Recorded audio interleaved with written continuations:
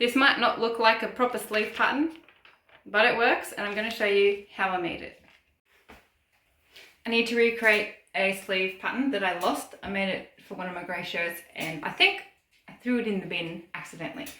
So I'm going to draft a sleeve pattern for this shirt piece and show you how I did it, or I know how I did it before. I'm going to try and recreate it and hope that it actually works. What I have to do is cut out a piece big enough that I think my sleeve will fit on, just a square, and then it has to fit over how big I think my sleeve will be on the shirt, and then I can get ahead drafting it. By the way, this isn't fancy paper, this is just brown wrapping paper that I got from a $2 shop. So the way I describe this is I'm kind of doing it backwards. Instead of drafting the sleeve pattern to go out where I think it's going to go, to get the kind of flow in it and wave in the sleeve, I did it the opposite way. So I need the sleeve to come in this side of the shirt and basically, yeah, draft it backwards. That's what I'm thinking it is, because it feels like I'm doing it wrong, but it worked.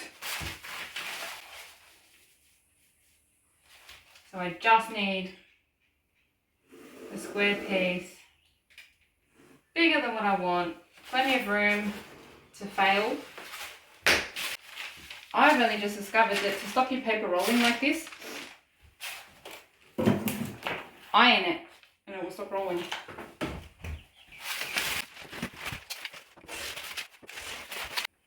I just ironed it.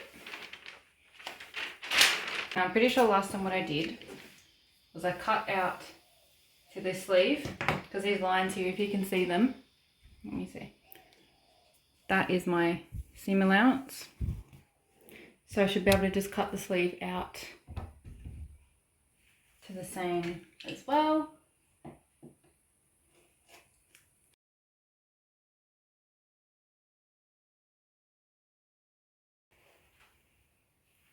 This is the shirt, bit of a closer look. So the sleeve, it looks quite sort of straight edged, I guess, but you can see a little wave, like a little sort of ruffle in it, and when you wear it, it's got like a sort of scalloped effect when it hangs.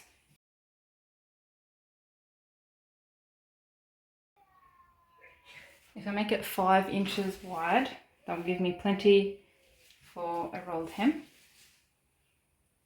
I think from here it's pretty safe. I just need to basically make up the kind of curve I want. But I believe in that 1/4 inch seam allowance. So I'm going to draw that in. Sorry, not quarter, 1/2 inch. Seam allowance drawn in, and this will be a cut on the fold pattern.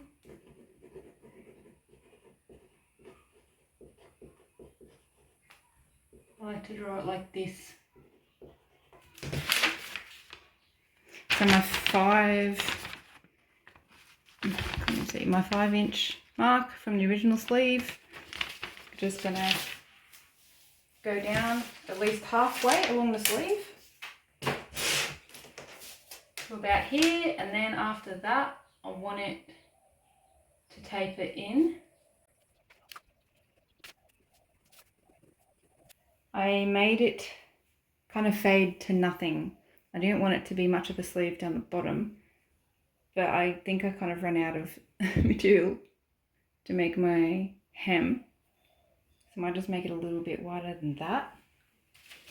I'm guessing that's enough. I might go 1 1/4 inches. Rule of time. I'm going to do that. Make it go straight out to a right angle and make them both join.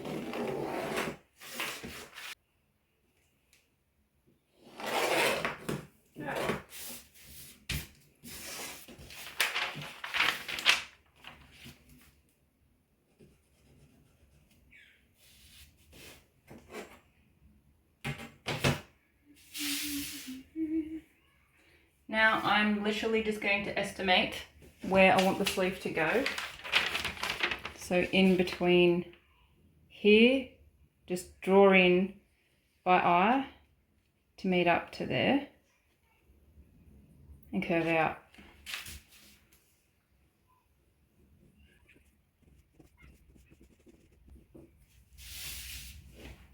And I think the reason why I like this pattern, so when you have this curve, which is clearly lining up with the armhole, it looks like the sleeve is going to end up being inside out. But then once you fold it over, it's this curve that then sort of ends up bending the opposite way once you've stitched the sleeve on, which then gives the sleeve the ruffled effect, like the waves in it. And I didn't know that when I was making it. So that's why I'm doing it wrong. Make sure you line it up to the original and it's straight along the edges. The curves match as well. And the top. It's all looking good. So I'm going to cut it out.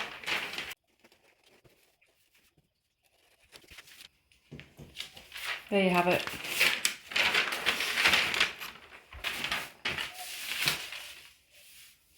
That's how it looks on the pattern piece. It fits. It looks huge compared to the original, what it will kind of look like. But that turns into that.